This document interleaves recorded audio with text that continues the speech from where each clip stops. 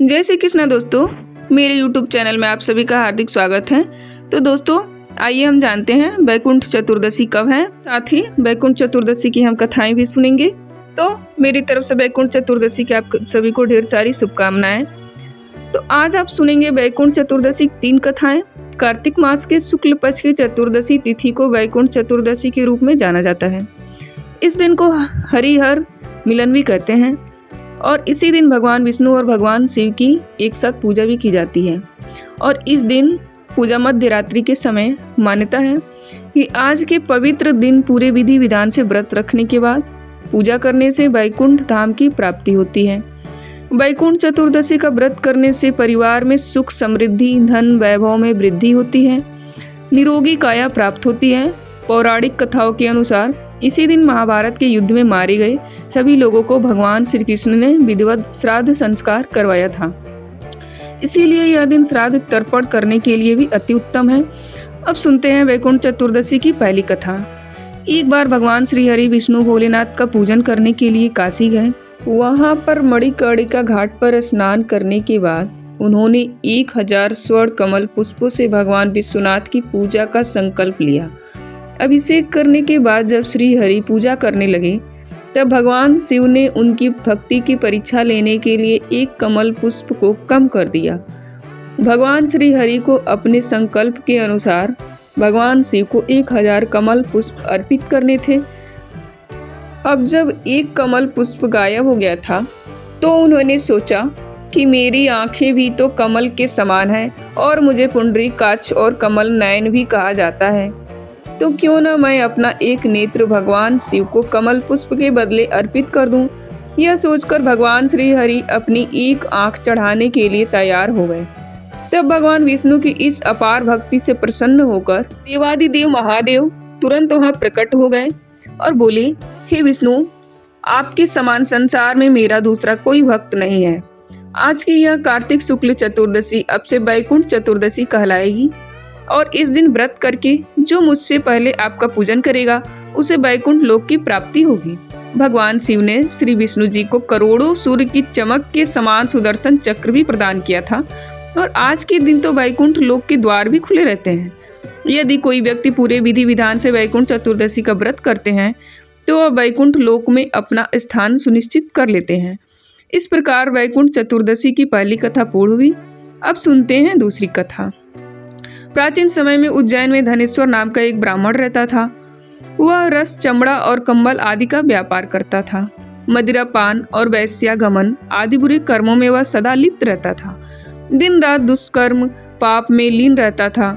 इसलिए वह व्यापार करने के लिए नगर नगर घूमता करता। एक दिन व्यापार के लिए घूम रहा था कि घूमते घूमते वह महिष्मतीपुरी नगरी में जा पहुंचा और वह नगरी राजा महेश के द्वारा बसाई गई थी। उस समय पवित्र कार्तिक मास चल रहा था। उस समय वहां पर कार्तिक मास का व्रत करने वाले बहुत से लोग अनेकों गांवों से स्नान करने के लिए आए हुए थे। धनेश्वर ने उन सभी को देखा और अपना सामान बेचता हुआ वह भी 1 मास तक वहीं पर वह प्रतिदिन वैष्णव के मुख से भगवान श्री हरि के नामों का कीर्तन सुनता और उनसे वार्तालाप किया करता था। वह कार्तिक मास के व्रत की उद्यापन विधि और जागरण भी देखता रहा कि कैसे व्रती ब्राह्मणों और गायों को भोजन करा रहे हैं, उनको दान दक्षिणा आदि भी दे रहे हैं। उसने भगवान शंकर और भगवान विष्णु की प्रसन्नता के लिए जलते हुए दीपक भी देखे। त्रिपुर नामक के राक्षस के 3 पुत्रों को भगवान शिव ने इसी तिथि को जलाया था। इसलिए भगवान शिव के भक्त इस तिथि को दीपोत्सव के रूप में मनाते हैं। इस प्रकार नर्मदा नदी के तट पर रहते हुए धनेश्वर ब्राह्मण को पूरा 1 माह बीत गया। तब तक एक दिन अचानक ही एक काले विषैले सांप ने उसे डस लिया, जिससे व्याकुल होकर वह अचेत होकर पृथ्वी पर गिर पड़ा। उसकी यह दशा देखकर वहां के दयालु भक्तों ने उसको चारों ओर से घेर लिया और उसके मुख में तुलसी दल मिश्रित जल के छींटे देने लगे। जब धनेश्वर के प्राण निकल गए तब यमदूतों ने आकर उसे बांध लिया और कोड़े बरसाते हुए उसे यमपुरी में ले गए। तब यमराज जी ने अपने सेनापतियों को आदेश दिया कि धनेश्वर को कुंभीपाक नरक में डाल दो। परंतु जैसे ही सेनापतियों ने धनेश्वर को कुंभीपाक नरक में ले जाकर गर्म तेल में कड़ाही में डालना चाहा तो वह कुंड शीतल हो गया, ठंडा हो गया। यह देखकर सभी यमदूत हैरान रह गए। और उन्होंने यह सारी घटना यमराज जी को बताई। ठीक उसी समय देवर्षि नारद वहां पहुंचे और उन्होंने यमराज जी से कहा, हे सूर्यनंदन, यह ब्राह्मण नरकों का उपभोग करने के लिए नहीं है। जो मनुष्य पुण्य कर्म करने वाले लोगों का दर्शन, स्पर्श या फिर उनके साथ वार्तालाप करते हैं वह उनके पुण्य का छोटा सा अंश प्राप्त कर लेते हैं।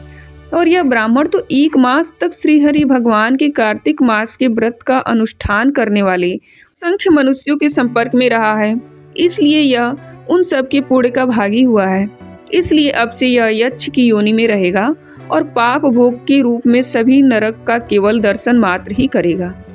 तब यमराज जी ने अपने प्रेत सेनापतियों को नारद जी के कहे अनुसार धनेश्वर को सभी नरक दिखाने की आज्ञा दी और उसके पश्चात उसे यक्षलोक में भेज दिया। वहां जाकर धनेश्वर को यक्षलोक का राजा बना दिया गया। वही धनेश्वर का अनुचर घनश्याम बनकर प्रसिद्ध हुआ।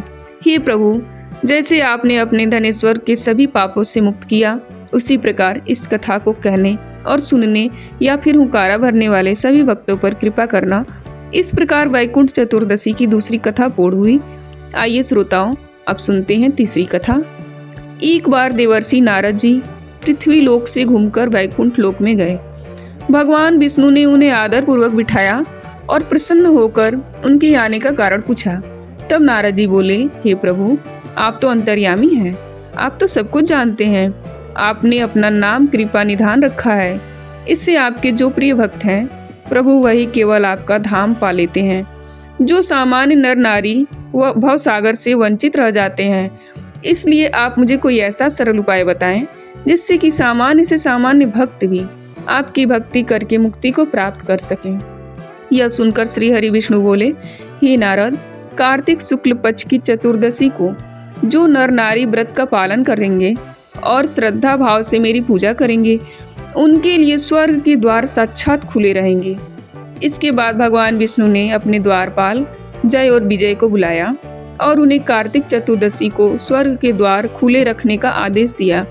साथ ही भगवान ने यह भी कहा कि इस दिन जो भी भक्त मेरा नाम लेकर पूजन करेंगे वह वैकुंठ धाम को प्राप्त करेंगे। इस प्रकार वैकुंठ चतुर्दशी की तीसरी कथा पूर्ण हुई। चतुर्दशी तिथि भगवान शिव को समर्पित मानी जाती है, लेकिन कार्तिक शुक्ल चतुर्दशी तिथि के दिन भगवान विष्णु का भी पूजन किया जाता है। इस दिन को हरिहर मिलन के रूप में भी जाना जाता है। आज के दिन ही भगवान शिव ने भगवान श्री विष्णु को चतुर्मास के दिनों में संभाले गए सृष्टि के संचालन का कार्यभार पुनः सौंपा था। इसलिए जो भक्त सच्चे मन से पूजा करके भगवान शिव को तुलसी जी की पत्तियां और भगवान विष्णु को बेलपत्र अर्पित करता है, उनके जीवन के सारे दुख भगवान शिव और भगवान विष्णु हर लेते हैं। आज के दिन दीपदान भी करना चाहिए। अपनी सामर्थ्य के अनुसार दीपदान करके आप वैकुंठ चतुर्दशी का पुण्य प्राप्त कर सकते हैं। यह थी आज की कथाएं। अगर आपको अच्छी लगी हो तो वीडियो को लाइक अवश्य करें, साथ ही चैनल को सब्सक्राइब करें। दोस्तों, आपकी एक लाइक से हमें बहुत मोटिवेशन मिलता है और हम आगे की और भी कथा सुनाने के लिए आपको प्रेरित रहेंगे।